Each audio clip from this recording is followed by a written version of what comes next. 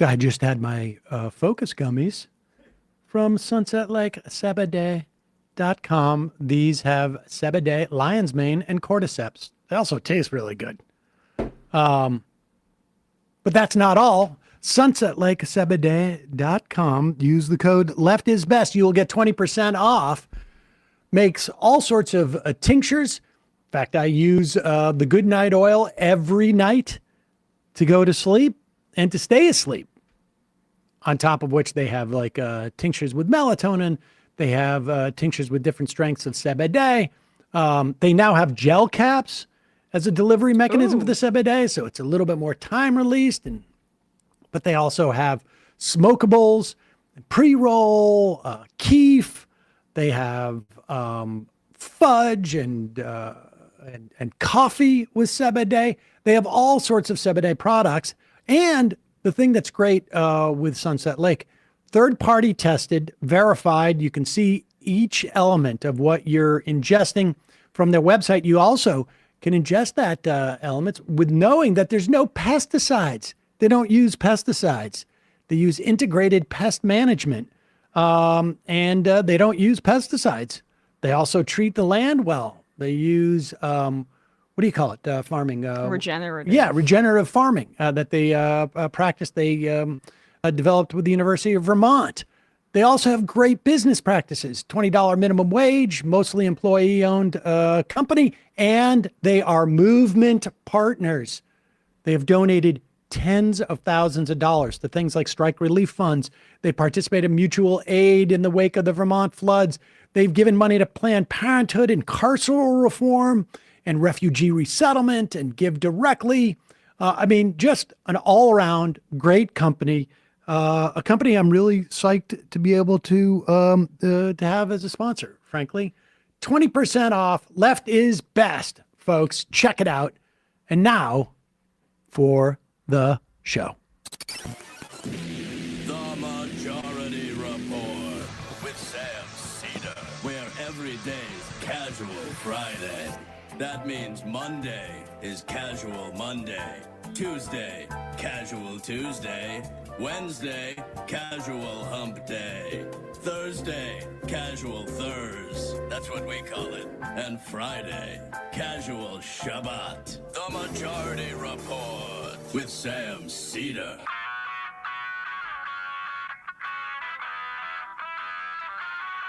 It is Friday, September 20th, 2024. My name is Sam Seder. This is the 5-time award-winning Majority Report. We are broadcasting live steps from the industrially ravaged Gowanus Canal in the heartland of America, downtown Brooklyn, USA. On the program today, to look back at the week that was. I mean, frankly, just the past 24 hours. Jeet Heer, national affairs correspondent for The Nation magazine. Meanwhile, early voting has begun. We are now in the official election period of the 2024 presidential election. Also on the program today, I'm a black Nazi. What? Nope. Says, a new North Carolina bombshell may upend Trump's path to electoral victory.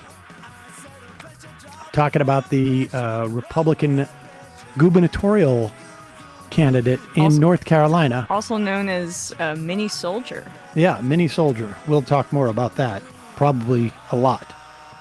Meanwhile, Donald Trump to blame the Jews if he loses the election. So, good on ya. Israel, meanwhile, strikes Beirut in a campaign to ignite an all-out war with Lebanon. New York Magazine reporter is now on hiatus after admitting a romantic relationship with married RFK Jr. Great story.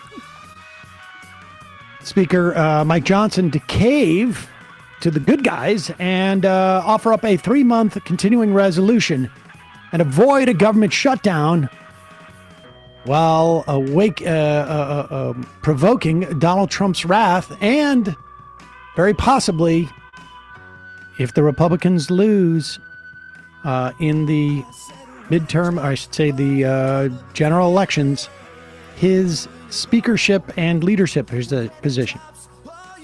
Meanwhile, Republicans are trying to eliminate Nebraska's proportioned electoral vote. Local Teamsters in swing states endorsed Harris, despite the fact the national Teamsters offer no endorsement. And East Coast longshoremen prep for a massive strike. I want to talk about an October surprise. This is something that could really implicate the presidential election. All this and more on today's Majority Report. Welcome, ladies and gentlemen. Thanks so much for joining us. It is Casual Friday. Casual Friday. That's a new outfit. I don't think I've ever seen that. I've worn this before. It's like a sweater vest. Yeah. When I say it like that, it sounds ugly, but It's like a sweater vest poncho. I don't really know what to do in this time of the year. I mean, it's about to be in the 70s, but earlier in the morning it's in the low 60s. What can we do except just bask in the news cycle of the past 24 hours? There's been a lot of fun stuff. It's been a little bit crazy, and we're going to get into this. If Mark Robinson was running in, well, I mean, anywhere really. I mean, governorship is no small thing. But North Carolina is could play an oversized role in this election, come whatever, 45 days from now or whatever it is. And this is not going to help. We will get into that with Jeet and then afterwards, because not only is it really relevant politically, it's also incredibly salacious. And I would also add, and this is a theory I have been operating on. It's nothing profound. A lot of people have this theory. But back in 2006, I co-wrote a book with Stephen Sherrill about anti-gay gay Republicans and sort of like the whole context of like the most moralizing of our Republican, politicians are usually the most reprehensible in some respect, or I should say reprehensible is the wrong word, reprehensible from their perspective. Mm-hmm. I mean, I'm not going to kink shame the guy. Although I'm not so happy with the idea of black Nazi. Right. But, or his pro-slavery comments. Yeah, that seems to be, awkward. A little rough. Yeah. But, I mean, look, if he, well, we'll get into it. But first, this I actually find really offensive. I will file this in the thing that I have found really offensive, outside, of course, the first order stuff of like the full-on massacre and genocide of Palestinians.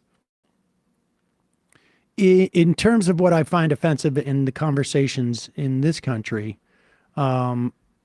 is the claiming that there's no difference between Jews and Israel, that inherent and essential to your identity as a Jewish American is a unadulterated support of Israel. I've seen it, frankly, from relatives of mine, seen it from, various commentators online, Jewish, some, actually more Gentiles than Jews, at least online, I've noticed, are willing to sort of say, like, if you criticize Israel, you're anti-Semitic. Are you saying that there are a lot of people who have their own anti-Semitic feelings who are now claiming it's the left that is anti-Semitic because they are wanting to end the genocide, and people on the right are implying that dual loyalty is a prerequisite to being a good Jew? Yeah, I mean, I think that's a pretty good argument. One of those people also turns out to be Donald Trump. And here is Donald Trump. Also, he's also a liar, too. Surprise.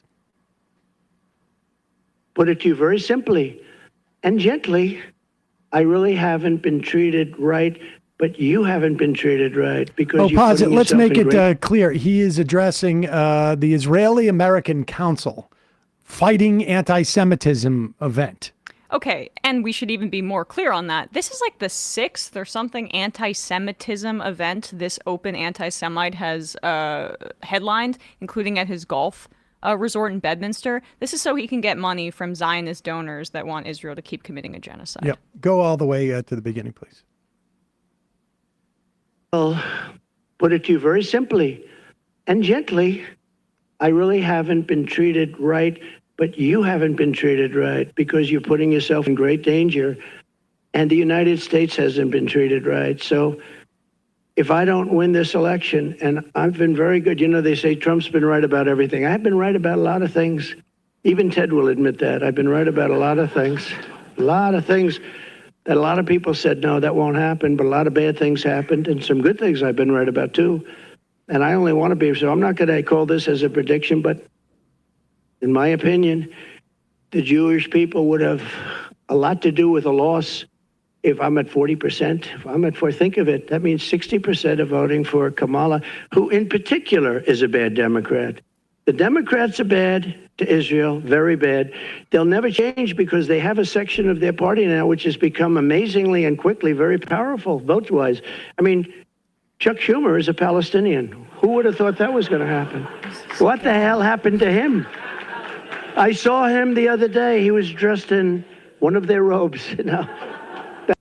One of their robes. Well, he's trying to say keffiyeh. Don't think First that's off, true. okay, no. I don't think so. First off, let's also be clear. Donald Trump ain't getting 40% of the vote. Even that is a fantasy. He is not getting 40% of the Jewish vote in this country. That's not happening. The vote will be more or less between 70 and 75% of Jews, like they always do, will vote for the Democrats. One of the most reliably Democratic voting blocs, like Big D Democrat in this country. Every year, we are told the Republicans may pick up more Jewish vote. Now, he may pick up a percentage point. And I suspect that would come, frankly, if he picks up a percentage point or two, that's going to come from New York. We were just talking about this, where there's more conservative religious Jewish communities in like Brooklyn the and pipeline other areas. from Brooklyn, I should say, to Israel is pretty big, and there's a couple of other communities around the state, but he's not going to get 40% of the vote. So, on behalf of the good Jews, I would say you're welcome, and I will accept the responsibility in the event that Donald Trump loses. I mean, that I'm willing to do that. The other thing is that, like, remember, this is a guy who is using the concept of being a Palestinian as a slur. There is just no argument that in terms of Palestinian suffering, Donald Trump will be worse. There's just no argument. And I don't have to talk about what's in his heart or the demeanor, although, or his rhetoric. It's also his constituencies. I did Mark Lamont Hill's show. People should check it out. We had talked about this clip in particular. Like, he's like, Barack Obama could never say something like that. Neither could Kamala Harris. And there's a reason why you can't say Chuck Schumer is like a Palestinian. You can't use a Palestinian as a slur amongst Harris, if you're a Harris or you're a Democrat. And the reason why you can't, national Democrat anyways, folks like Gottheimer, who knows? But the reason why you can't is because her constituency she relies on a constituency that is far more sympathetic to the Palestinian people and accept their humanity than the people who are voting for Donald Trump. That's just the fact. And that constituency may not be willing to help the election of Donald Trump happen because they're mad at the Biden-Harris policy right now towards Gaza. But they're going to bring far more pressure to a Harris administration. Will it be successful? I don't know. Will it, fundamentally alter the way that the United States relates to Israel? I don't know. Will it help at the margins? Probably, at the very least. It will probably save some Palestinian lives. It will probably mitigate some Palestinian suffering as a baseline. It will probably inhibit the annexation of the West Bank because of the constituencies. That's it. Forget what's in their hearts or what their positions are or who else is working on them. There are certain political realities that are there. President doesn't, I can tell you, the president doesn't stop looking at the polls once they get elected. That's not the way it works. And it's not just that Harris has a constituency that's more sympathetic to the Palestinian people, which is why we've been saying that she can be pressured. It's also that the Republicans have a constituency of evangelical Republicans who have this that go the absolute opposite way, that have this messianic view about Israel because they want, that have a hostility towards the Palestinians. I mean, that's why you could say, like, yes, this is like an Andy Borowitz joke. Don't like Chuck Schumer, don't like Palestinians. What if they were the same thing? So when we talk about Zionist megadonors and Zionist influence, it's not just the pro-Israel Jewish megadonors in that room with Donald Trump. It's also the entire evangelical base that's behind it as well. This is the guy that said there are very good people on both sides of a neo-Nazi rally in Charlottesville where they were chanting, "Jews will not replace us." If you think this dude cares in any way about anti-Semitism as he pushes anti-Semitic tropes, I've got a bridge to sell you. In a moment, we're going to be talking to Jeet Heer about this and more. First off, let's start with a sponsor. We had this sponsor earlier in the week. About a year and a half ago, maybe 2 years ago now, I started getting the sense that I was getting thin over here. It's sort of amazing because I have to remember which side it is because I'm not. Anymore. No. And that's because about a year and a half ago, I started taking Nutrafol. We had some around the office. It was on the verge of being past its expiration date, but it's a supplement. So I'm like, I'm going to start taking it. I ran out. I bought more. And they had come back at one point. They were going to be a sponsor years and years ago. They didn't do it. And but they came back coincidentally. I'm like, I'll do this. I'm taking it. Nutrafol is the #1 dermatologist recommended hair growth supplement brand. It is trusted by over 1 million people. And you can see thicker, stronger, faster growing hair with less shedding in just 3 to 6 months with Nutrafol. Nutrafol's hair growth supplements are physician formulated using 100% drug-free ingredients. Their patented technology provides consistent, reliable results. Men also reported no compromise in sexual performance. Some of us had a baseline that was pretty low anyways, maybe, but it didn't matter. From the baseline, anyways. While many supplements rely solely on ingredient studies, Nutrafol, what they do is they clinically test the formulation. So it's one thing to say, okay, we got this ingredient, we got that ingredient, and somebody did a study in Sweden about this ingredient, someone did a study, somewhere else about, in Texas about this ingredient, and we put them together and we say this. No, they study what happens when you actually combine them and people take them simultaneously. And in a clinical study, 84% of men showed improvement in their hair after 6 months, taking Nutrafol's Men Hair Growth Supplement. With a Nutrafol subscription, building a hair growth routine is simple. You purchase online. You don't need a prescription. No doctor visit necessary. Automated deliveries and free shipping keep you on track. Plus, you can save up to 20%. You'll have access to free naturopathic doctor consults, and Headspace membership is included as well. Take the first step towards achieving your hair growth goals. For a limited time, Nutrafol is offering our listeners $10 off your first month subscription and free shipping when you go to Nutrafol.com/men. Enter the promo code TMR. Find out why over 4,500 healthcare professionals and stylists recommend Nutrafol for healthier hair.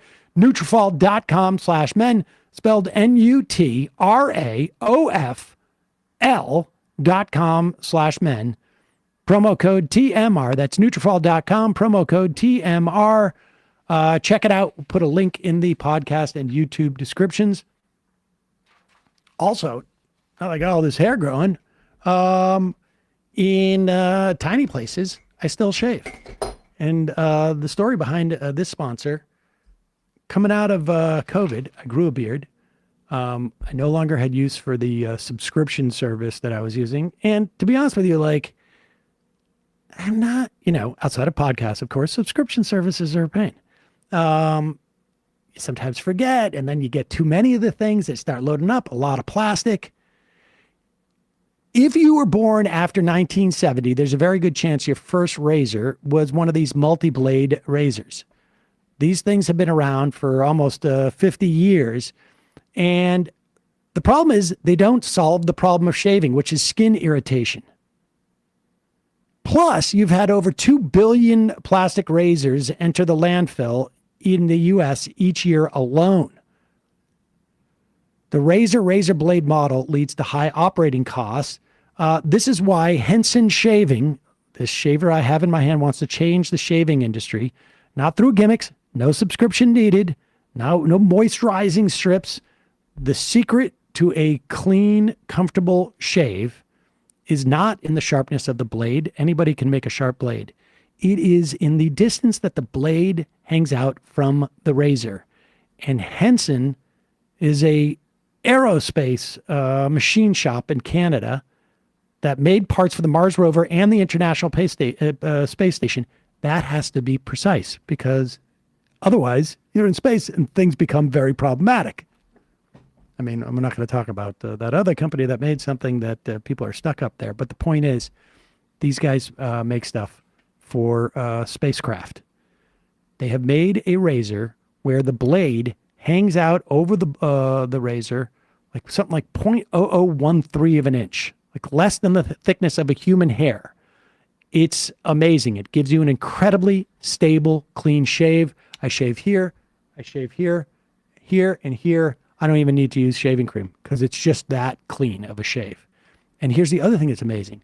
Once you buy this shaver, it's made out of aluminum, and they have a couple other versions of it, but it's a fantastic, it feels great in your hand.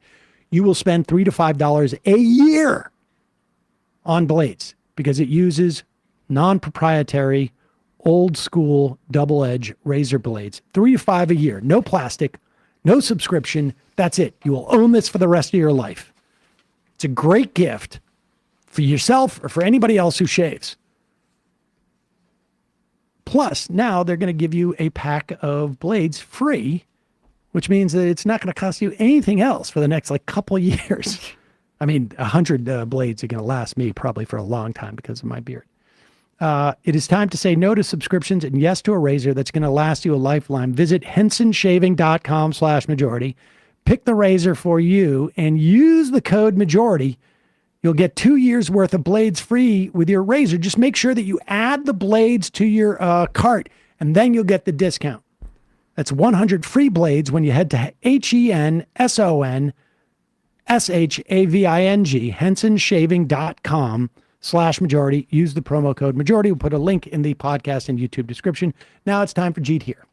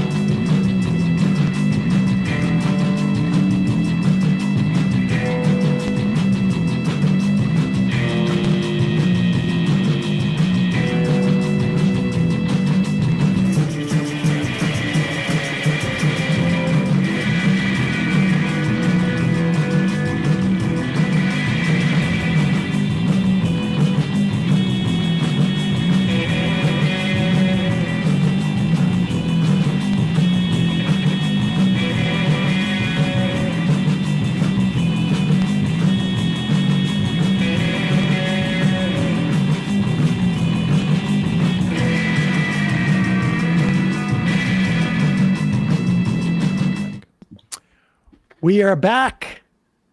Sam Seder, Emma Vigland on the Majority Report. It is a pleasure to welcome back to the program national affairs correspondent for The Nation magazine, Jeet Heer. Jeet,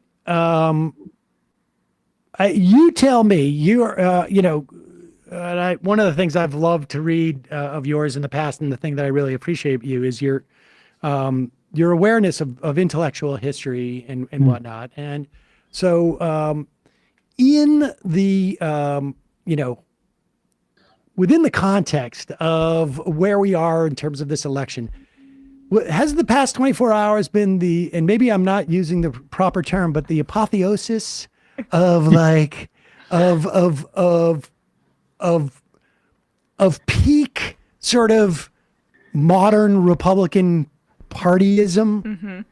I think that it's from the point of view of anyone who's a Democrat or even on the left more broadly, it is like perhaps one of the greatest days in human history. Because like everything that I already thought like the fact that it turned out that Tim Pool and these other characters were receiving money from Russia to repeat Russian talking points, like that felt like almost too good to be true. It's like you wake up and you find out that your high school bully has an anvil dropped on his head, like in a Warner Brothers cartoon. Like to suddenly that seemed great, but like this is like that emotion intensified like 10 times. It is like winning the lottery, being high on pot, and having the best sex of your life all on the same day. Wow, geez, things are really moving for you.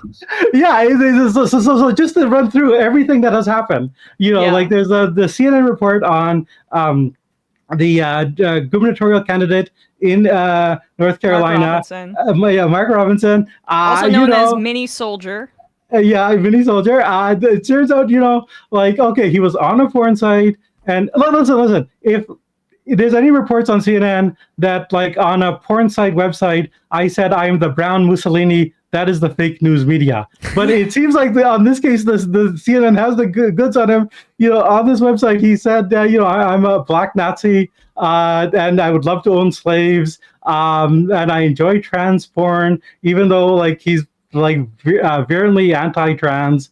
So it just seemed like almost too good to be true, especially North Carolina. It's a swing state. He could be dragging the ticket down, and it was like the last possible day for him to withdraw. And not only did he not withdraw, he stood firm and said, these are lies. But even better, the Republican Party of North Carolina backed him up and said, we're standing by him.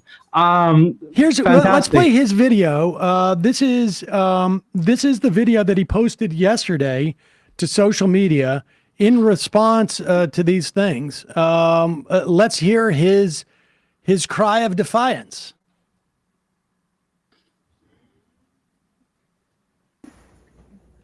Hey guys, Lieutenant Governor Robinson and your Republican nominee for governor as well, of course. Well, guys, the news media is at it again. My opponent is at it again. You all have seen the half-truths and outright lies of Josh Stein on these ads over and over again. And now a story leaked by him to CNN is appearing now. Let me reassure you, the things that you will see in that story, those are not the words of Mark Robinson. You know my words, you know my character, and you know that I have been completely transparent in this race and before. Folks, this race right now, our opponents are desperate to shift the focus here from the substantive issues and focus on what you are concerned with to salacious tabloid trash. We cannot allow that to happen. And folks, we've seen this type of stuff in the past as well. Clarence Thomas famously once said he was the victim of a high-tech lynching. Well, it looks like Mark Robinson is too, by a man who refuses to stand on stage and debate me about the real issues that face you. Instead, they want to focus on salacious tabloid lies. We're not going to let them do that. We are staying in this race. We are in it to win it. And we know that with your help, we will. God bless you. And we will see you where? On the campaign trail. Is he sure that he's not trying to use high-tech lynching in a positive context, given his affinity for wanting to own slaves and slavery in the South back then? I mean, that's an interesting question because I mean, Trump said that he's Martin Luther King on steroids and Martin Luther King times two. But like Robinson himself has in these comments, I'm quoting here. It's a disgusting thing, but perhaps highlights what we're dealing with. He says Martin Luther Coon, and if the if I was allowed to join the KKK, I'd be able to say that this is the things I'd be saying. So yeah, I mean the Robinson story, and then there's further stuff. I mean, like I thought it's almost like a pylon, like he's already dead, and then further stuff came on where he has an Ashley Madison account for having affairs, and apparently like now that people know his like secret internet name, they're finding out that he's like Harlan Crow, a big collector of Nazi paraphernalia. So if you're like someone who wants to own swastikas and SS armbands, the people that are driving up the prices are Republican donor Harlan Crow and Republican nominee Mark Robinson. So those are the people you blame. Now, I mean, that's just the start of this. It also turned out in that Ashley Madison leak that Christopher Rufo, who's one of the leading guys in the anti-trans, anti-woke, anti-critical race theory stuff, apparently he also has an Ashley Madison account, reportedly. We'll figure out if this happens because he denies it and says that it could have been one of his children who did this as a prank. To which I say, bad parenting, man. Like you're. Wait, who was that also said that? Was it Marino? Marino blamed the intern. Marino running against Sherrod Brown in Ohio. Brown in Ohio blamed an intern for a similar thing, using his email to sign up. I think it was for Grindr or something like that. A day gating site. But this is and just a pro tip on doing one of these pranks. Yeah. Apparently, the ISP address or the IP address placed this perpetrator of the prank in the same town that this guy's parents live, all the way in Florida from Ohio. So if you're an intern or you're a child and you want to prank somebody and you're going to use their email address, go to a site that only they would actually be at, right? Like their parents' place, and that's where you do it. And then you fly back to Ohio because your boss loves pranks like that. So that's the key. All right, so now Rufo, the Rufo, and then but later in the evening it turned out that Olivia Nuzzi, writer. Wait, we haven't finished with Rufo because one of the other things that sort of complicates things with Rufo. Can we put up? Do we have this? This is I guess this is a find from Alejandra Caballo. This is Rufo back in 2018. And he put out, there's been rumors circulated that call into question the harassment against my family. But supposedly Rufo was being harassed or something. Here's a statement from my wife, Sufatra. I came to the United States as an undocumented immigrant in the 1980s. Yes. What? This guy gave her basically amnesty. That's my mother brought me here to escape abuse and human trafficking in my native Thailand. You know who else? That's in other words, she was seeking asylum and came here without documents. Interesting. Yeah. Well, I mean, I do feel that the right does have an exemption on immigration when it comes to mail order brides or similar situations involving family members. One can see it in Trump himself. I mean, his xenophobic rhetoric sort of stops at the gate of women he wants to marry. So that's just the way it is. JD Vance too, with his parent or his mother and father-in-law, right? He's very against all the illegal immigrants coming and eating cats and eating dogs. But when he's confronted about his wife's own the fact that she's first generation, hey, he's going to dodge that question as well. Well, no, I mean, the Great Replacement is very bad unless these are the only women who will have sex with us. I think that is the bottom line.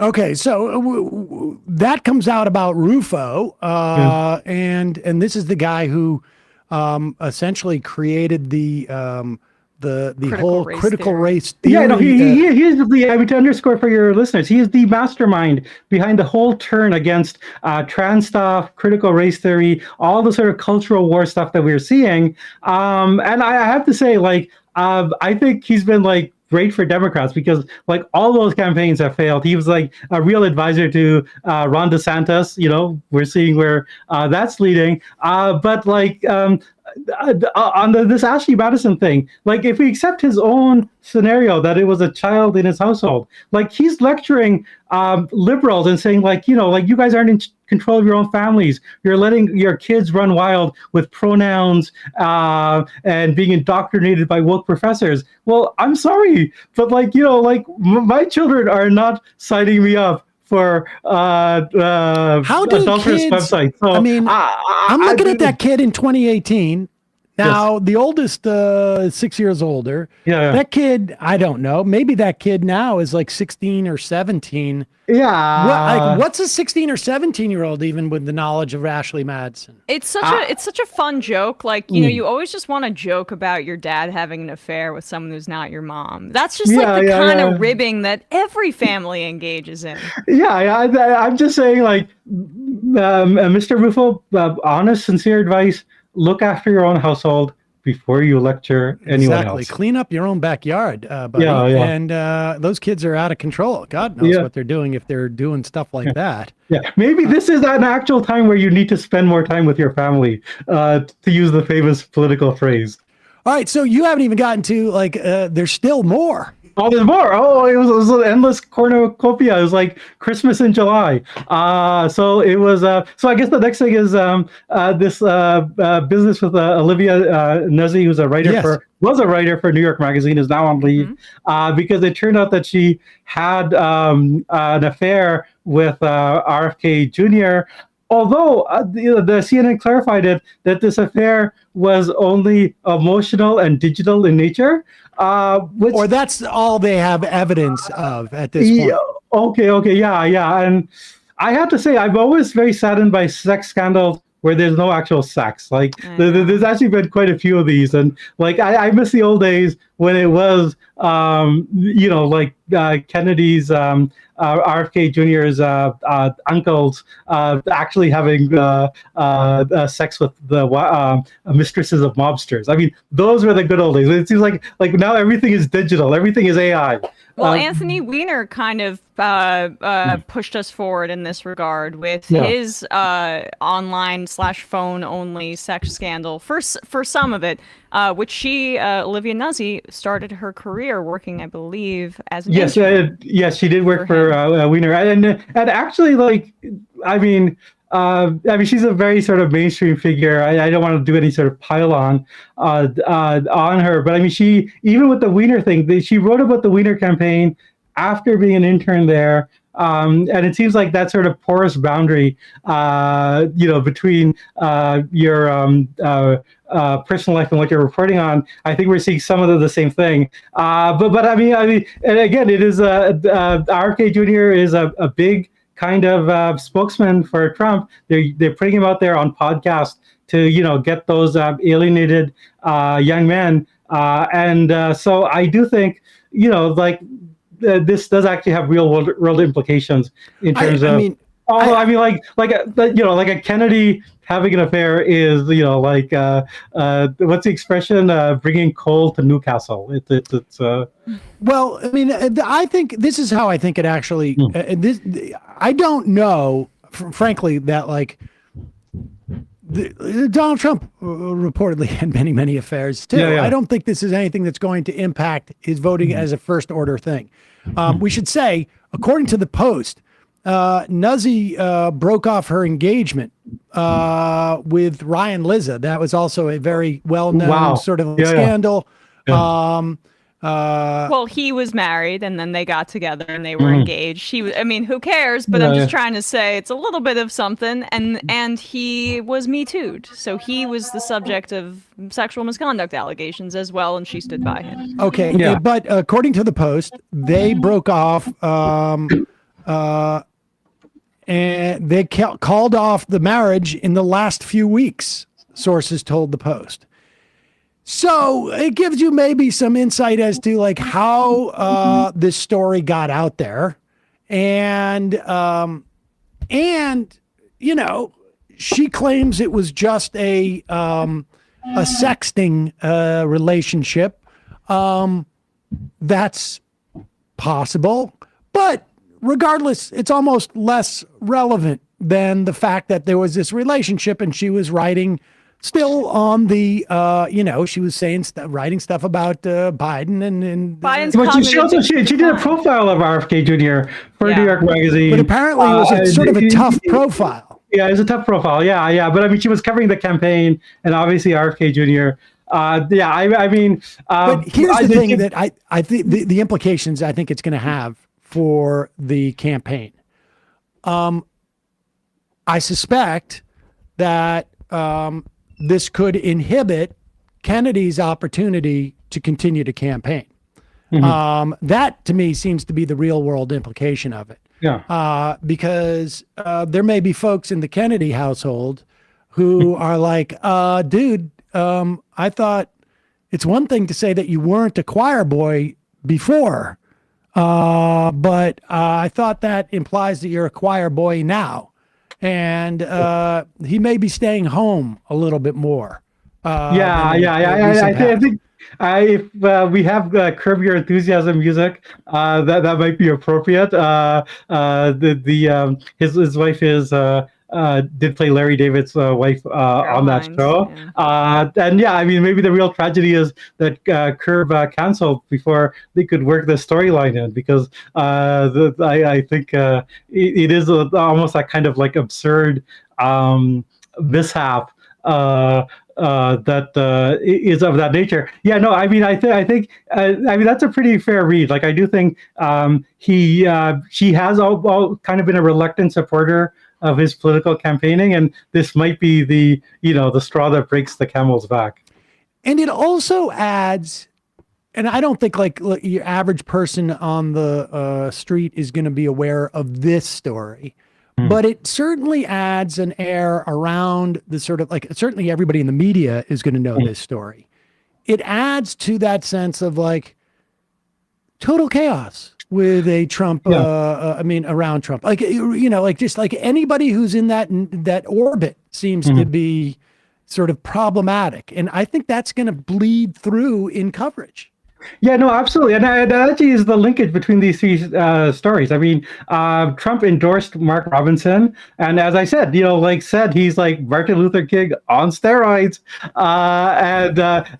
Rufo is like a big figure in the sort of Republican right. And Kennedy is like, their entryway into getting those independent voters. So there's a total sense of chaos. I think, wasn't there like a Matt Gaetz story, or was that just a regurgitation? Matt Gaetz, apparently it's been reported now that he was in attendance at a party that is at the center of of trafficking charges. Now, he was at the party. Who knows what the implications are there. I'm sure Kevin McCarthy is still working overtime to sort of leak this stuff out there as part of his revenge tour. Yeah.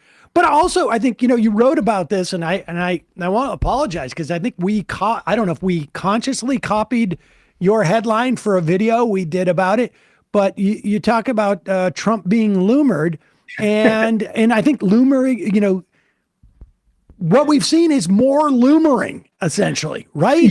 Yeah, I know. I mean, the word loomered is, I think, one of Trump's many contributions to the English language. As one of my colleagues at The Nation said, he kind of winces whenever he hears the word loomered. But it actually does actually capture the reality of this sort of very embarrassing psychosexual relationship with fundamentally strange figures. That seems to be like the recurring theme in the modern GOP. And Loomer herself, Loomer didn't happen yesterday, but it's been happening. And Trump, once said, you don't want to get loomered. It's bad news if you get loomered. Well, I'm sorry, man, but you have allowed yourself to be loomered, and loomered good and hard.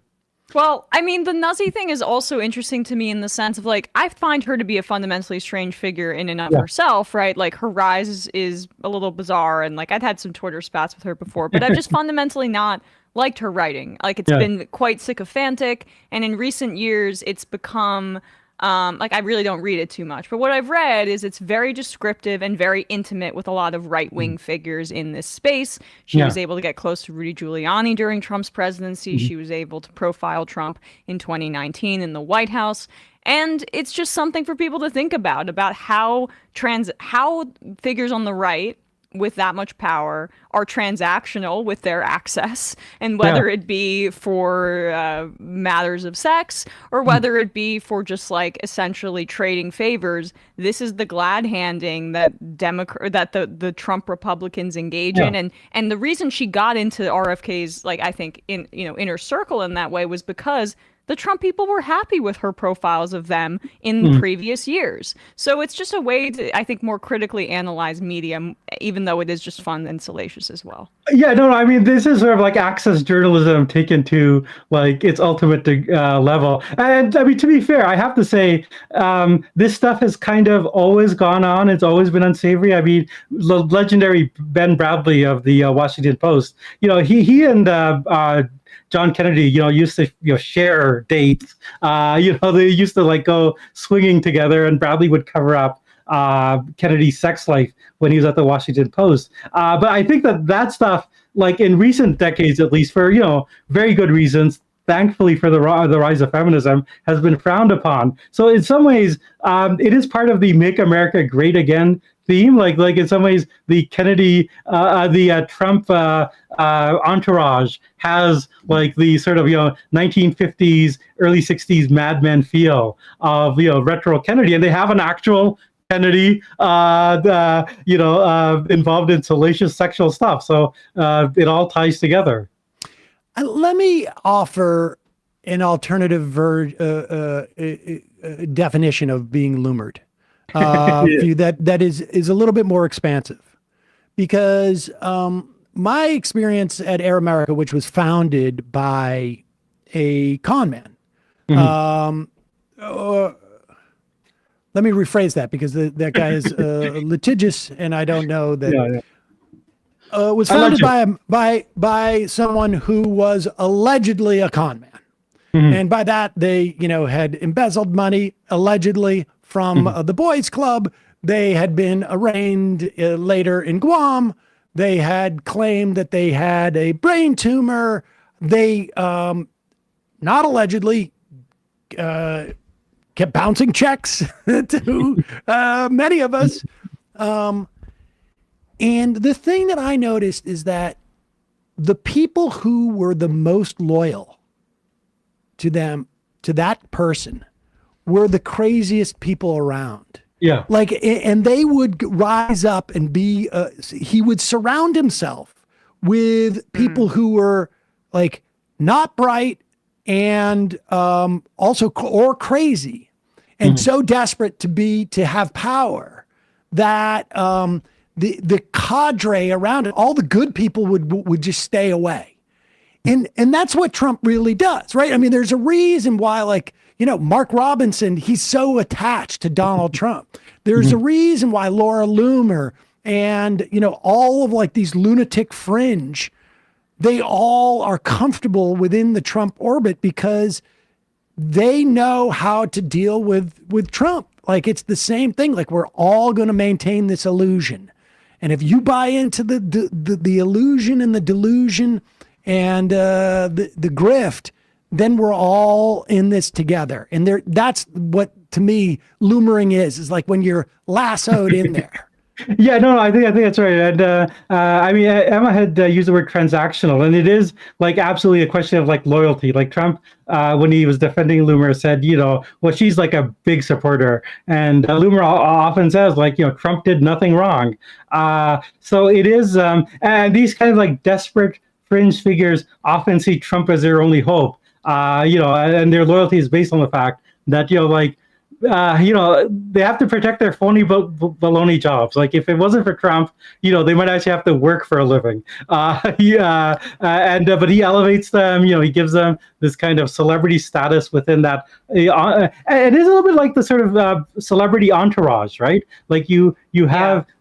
People who are hanger-ons, who are yes people, can do dirty deeds. It is a very unsavory atmosphere, and I'm wondering, we're talking about it, but I wonder if this is seeping in to the mainstream media. Like I don't think people have a full sense of how strange that Trump world is, and becoming increasingly strange. Let me just make this point really quick because I want to build off what Sam says to connect what you're saying here, Jeet.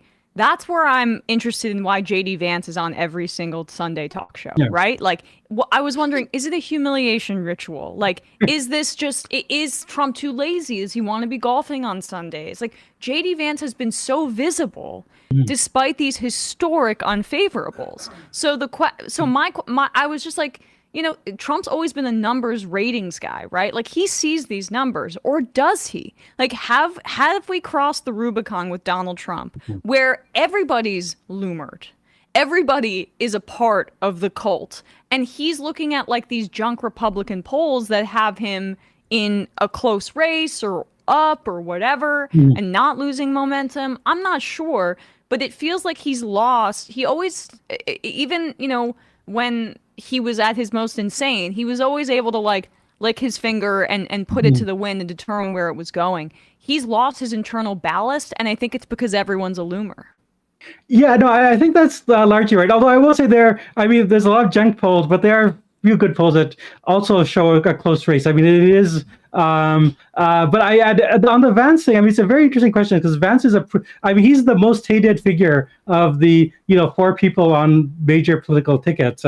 He's has worse favorabilities than Trump, but and much worse than Walz, but who actually has favorable approval. But what the reporting is that the Trump people actually value Vance, and they think that he's able to reach alienated young men with the sort of cat lady talk, and that this is going to be their lifeline, and that if there's enough sort of unpolitical young men who have a lot of gender grievance, who kind of blame women for their problems in life, and that Vance is going on all this talk shows and also on all the podcasts, he can reach them. Now, do I believe that theory is going to work?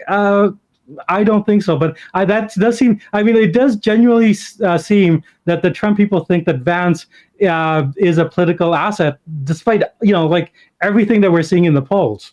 I want to talk about that, but I also want to talk about it from Vance's perspective. But just staying on that theory, was that theory? It becomes more problematic what you have to do to get those guys, right? Literally those guys, in the context of a run against Kamala Harris, right? Because there's a higher sensitivity to what's going on in terms of what you need to motivate those disaffected male voters with misogyny and racism. There's almost it becomes more of a narrative in some way when Harris is on the ticket. They're running the play that they had for Biden, right? We're going to undercut his white working class bona fides, and we're going to juice that situation. And then presumably there'd be other things happening where they would attempt to sort of get more the middle road. We'll have Vance over here. He'll be our attack dog. He'll go somewhat, low level podcasts and, sort of. And then, he's their man among the insults. They think that there's enough insults in America. And then they would be able to be freed to Trump could be more moderate and hang back and appeal to the, Well, Trump screwed that up with the cats eating the dogs thing. Like, so now Well, Vance he's is on really off cleanup balance, duty. but I'm saying that was a Biden's strategy, Yeah, yeah, right? yeah. And Yeah, no, no. I mean, I think it's also the case. It's almost like drugs. Like if you're on drugs, you need more and more drugs to get that juice up, to get that high. So I've often felt that the racism and misogyny was something that the GOP is addicted to, and they're reaching the stage where like it's not enough to say welfare queens. You got to be talking about Haitians eating cats and dogs. It's not enough to say like Murphy Brown. You got to be saying like these childless cat ladies are ruining America. And as you say, like there's a trade-off. Like the more you talk like that, the weirder you are, and you like are seen as weird, and that explains why Vance like has like historically like there's actually like even like Dan Quayle and Sarah Palin were not as unpopular as JD Vance is right now as a vice presidential candidate. So yeah, I mean like if I'm going by the polling, I'm thinking their strategy is not working. But I mean that is their thinking, and I think Trump has always had in 2016 this idea of this sort of coalition of the disaffected. You get enough groups of people with grievances. You get the Gamergate people. You get the incels. You get the pickup artist. You get the anti-vaxxers. You throw out like enough dog whistles to like these small groups, but they can add up to like a winning coalition. But yeah, I mean, like, I don't know. This year it feels different. Like, I don't think they're getting the juice. Let me ask you this in terms of Vance. Is he like, Sarah Palin, she did what she did. She actually then shortly after quit her governorship. Yeah. Dan Quayle, became vice president. I'm trying to think of someone. I mean, even Paul Ryan after Romney, like, he hung in there for a while, but he was gone. What happens to Vance after this if they lose? Because, it's one thing to be out there and running a campaign, but here's a guy who's literally going out there and say, I don't care that they're here legally. I'm going to keep saying that they're illegal, immigrants. I don't care that there's no truth to them eating cats and dogs. I'm going to say it. Like, it seems to me that he is making himself significantly more toxic than we have seen in the past by somebody who ostensibly wants to go forward and be in the Senate. He underperformed in Ohio relative to DeWine and to Trump. So I mean, you got DeWine coming out there basically saying, no, they're he's lying. Like, Tim Ryan could try again. This is Yeah, no, absolutely. Like even within the context of the Republican Party, like the Ohio Republican Party has been very interesting because the DeWine and the mayor of Springfield have kind of stood by the Haitians. So I think that even within the Republican Party, there's a sense that this kind of racism is too far. The only thing I will say with Vance is that his real money is in Peter Thiel. And as long as like Peter Thiel, is one of the wealthiest men in the world, is going to be there to be the patron of Vance. But he's burned a lot of bridges throughout his life. I mean, it's important to remember, like the initial appeal of J.D. Vance with the Hillbilly Elegy was to sort of like centrist liberals and the center right to say, like offering this narrative of the really bad white working class that needs to, get up its bootstraps and it has cultural problems. And but he's lost those people, like a lot, by moving so hard to the right. And I don't know. I mean, like, I think he's going to lose, like, being a credible mainstream Republican. So where does he go from here? Yeah, that's what I find fascinating. All right, lastly, let me ask you this, because there is nothing that Trump is going to do that is not going to get him 45% of the vote, right? Yeah. I mean, and there's nothing, and same with Harris. This vote is just going to come down to sort of like margins. It's not, and I wanted one more question after this about sort of deliverism, but do you think when you see the sort of like missteps they're making in terms of at least the narrative. Like, again, this is a very close election. I wouldn't, any prediction I make about Harris winning is, I don't know, 40%, 70, 60% aspirational, right?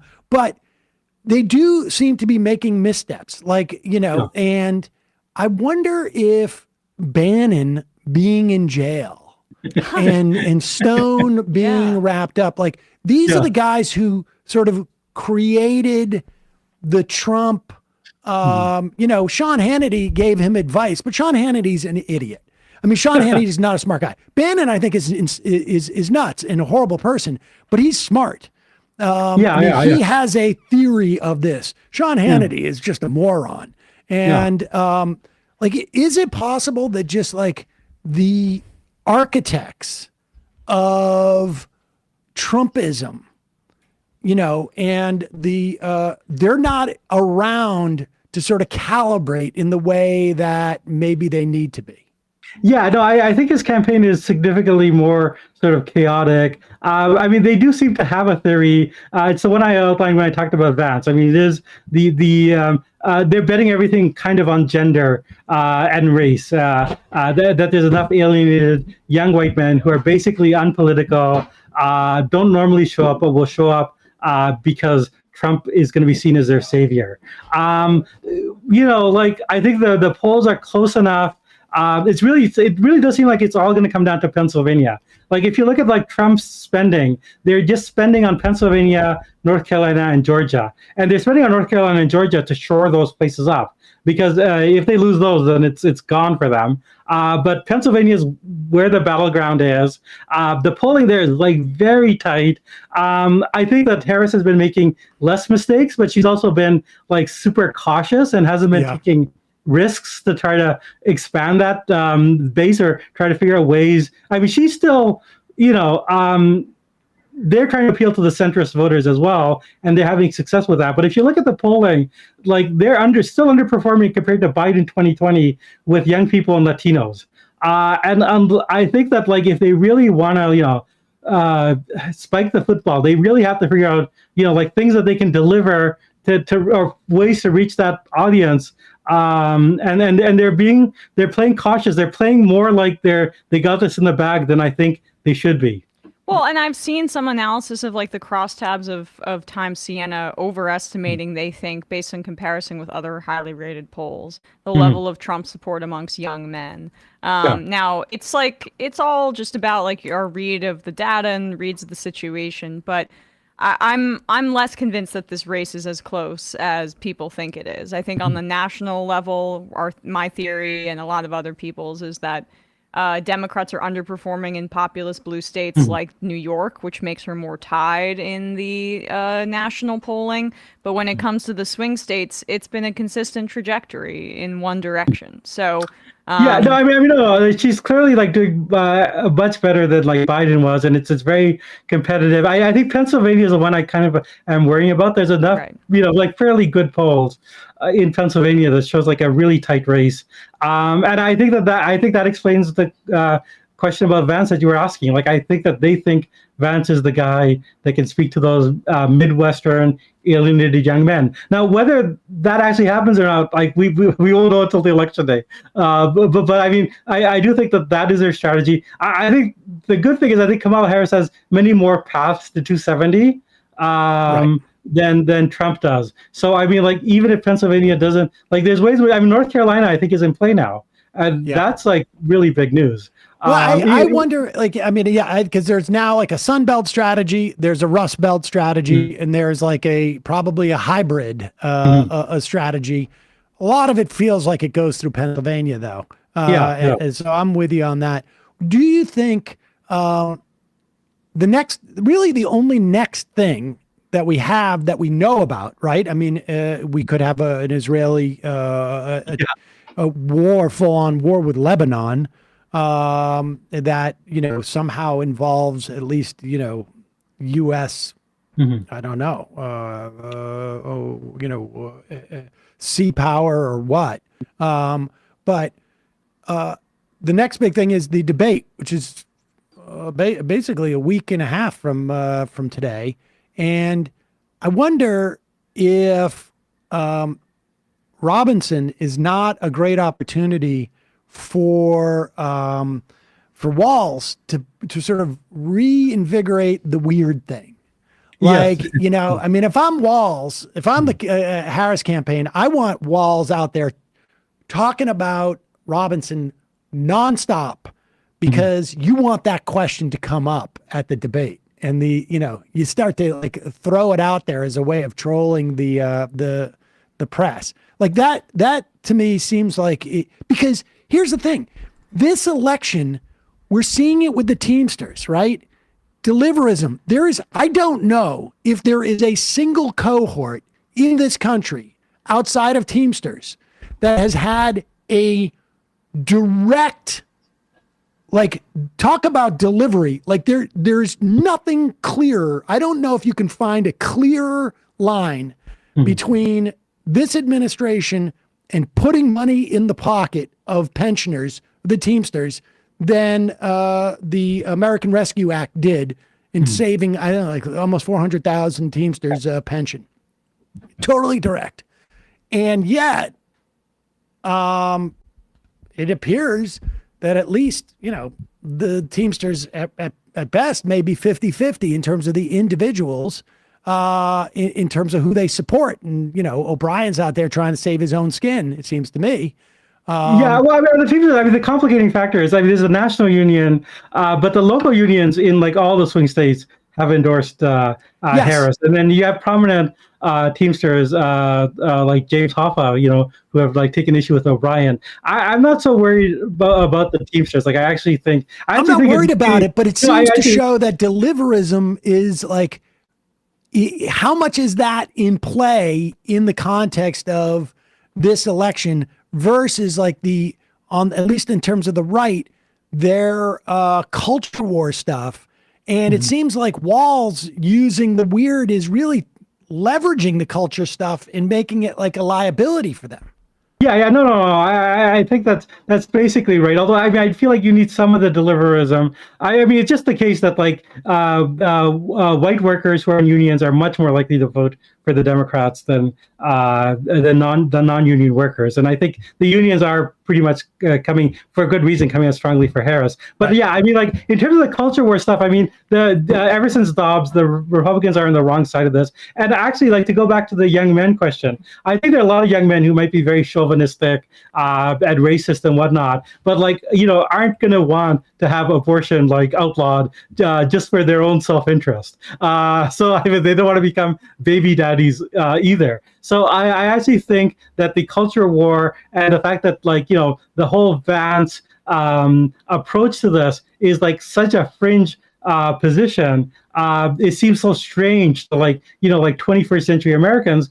I do think that's a resonant message. That's why Walz's weird meme has like taken off, and it's worth reviving. And I think there's some criticism that we can levy at the campaign to a degree. With I understand that they're trying to win over moderate Republican voters, but the middle class. I'm from a middle class family. I'm going to deliver for the middle class. Like, it's just not necessarily speaking to workers in the same way. It's a bit of it's trying to draw out certain kinds of voters, and I understand the goal is to win, but I think you can do both. I think you can.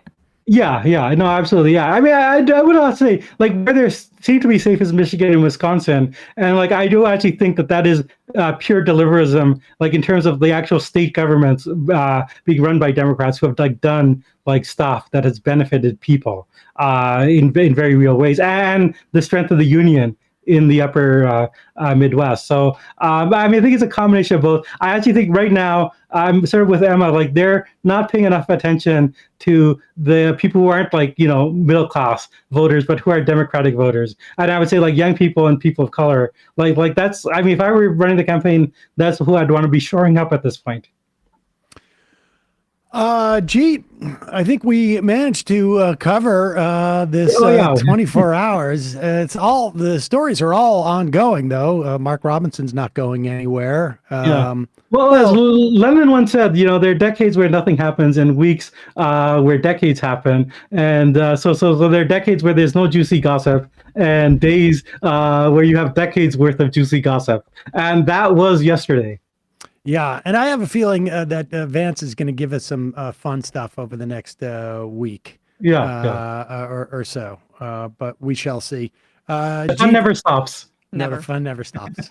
Jeet here, always a pleasure. We'll link to your stuff in the Nation magazine, of course.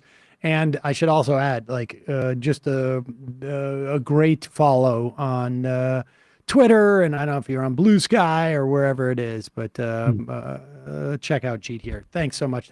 Okay, thank you. Thank you. All right, folks. Should we head into the fun half? Yeah. Hey, I got some bad news. If you haven't bought your ticket to, I warned everybody. I think we sold out on Tuesday. That's amazing. We didn't even have the apparatus to check.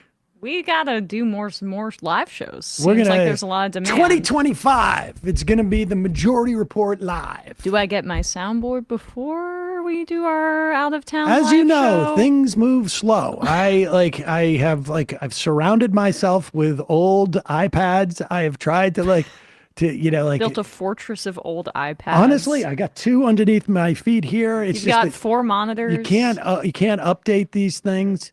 Past a certain point, I got to figure out what to do with them. I get distracted. I got a bunch of different things going on, but I have the whole plan is here. I just have yet to execute it. So it's going to happen. Believe me. Yep. Folks, it's your support that makes this show possible. You can become a member at jointhemajorityreport.com. When you do, you not only get the free show, free of commercials, but you get the fun half and you support this program. JoinTheMajorityReport.com. You can help the show survive and thrive. Also, don't forget JustCoffee.coop. Fair trade coffee, hot chocolate. Use the coupon code Majority, get 10% off.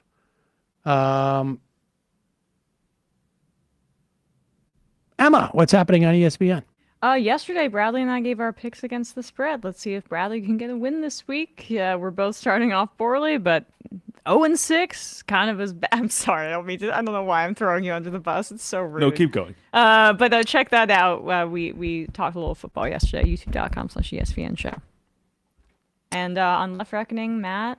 On Tuesday, Matt and David spoke with friends of the show, Harvey K. and Matt Strackbine, as we know him as the Letter Hack, and they discussed a new economic bill of rights for the 21st century comic strip that Matt and Harvey collaborated on. And they also discussed Elon Musk's new forays into political spending as well. So youtube.com/Left Reckoning and patreon.com/Left Reckoning for the post game to check all of that out. T Engineer writes on the IM, new member here. What's the best way to watch and listen while being able to message by show? Well, you've messaged the show. I'm not sure what you mean by show.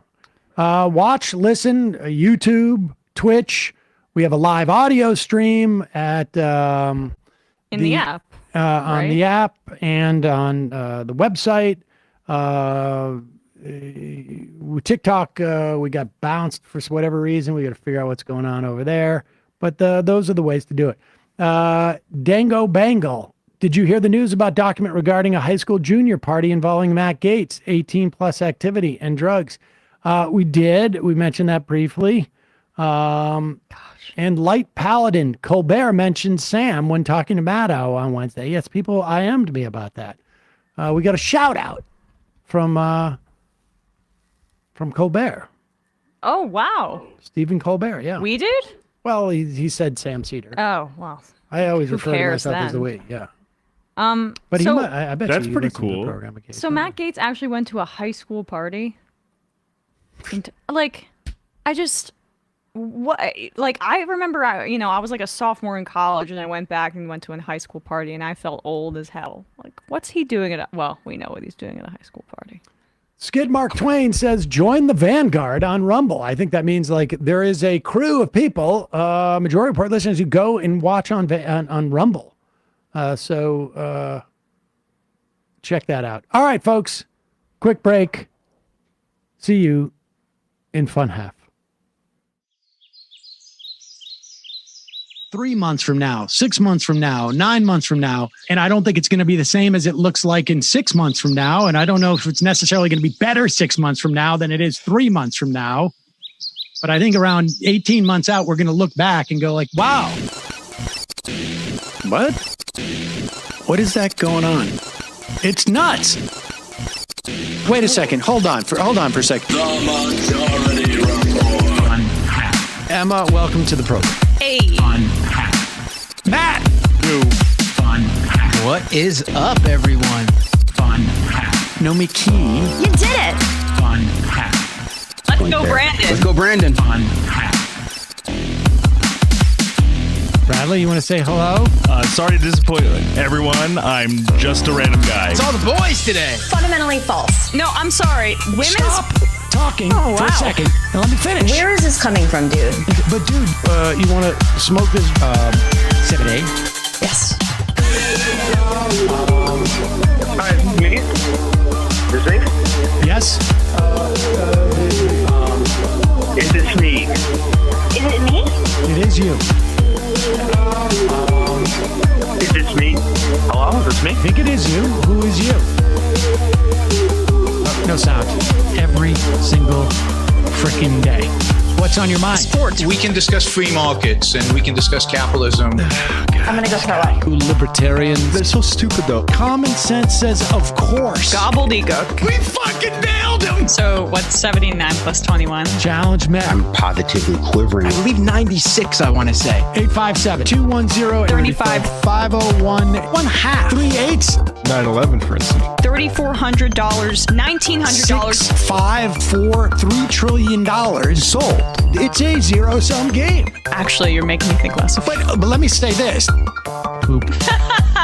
Call it satire. Sam goes to satire. On top of it all, Yeah. my favorite part about Yeah. you is just like every day, all day, like Yeah. everything you do. Without a doubt. Hey, buddy, we see you. All right, folks.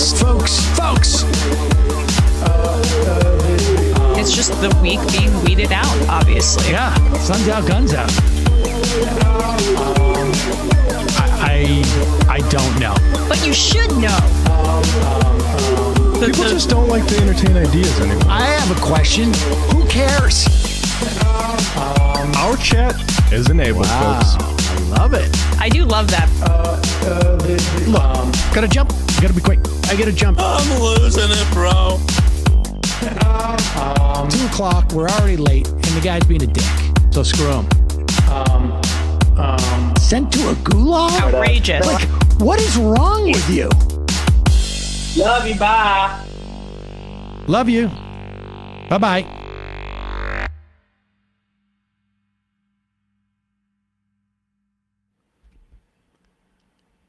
We are back. Sam Seder, Emma Vigeland, on today's Majority Report. Hey, is yesterday's Libertarian Sacrificial Offering Dan the same guy who says, well, you're a disgusting person to Sam in that fun half bid? No. That is, I can't remember, but he ran for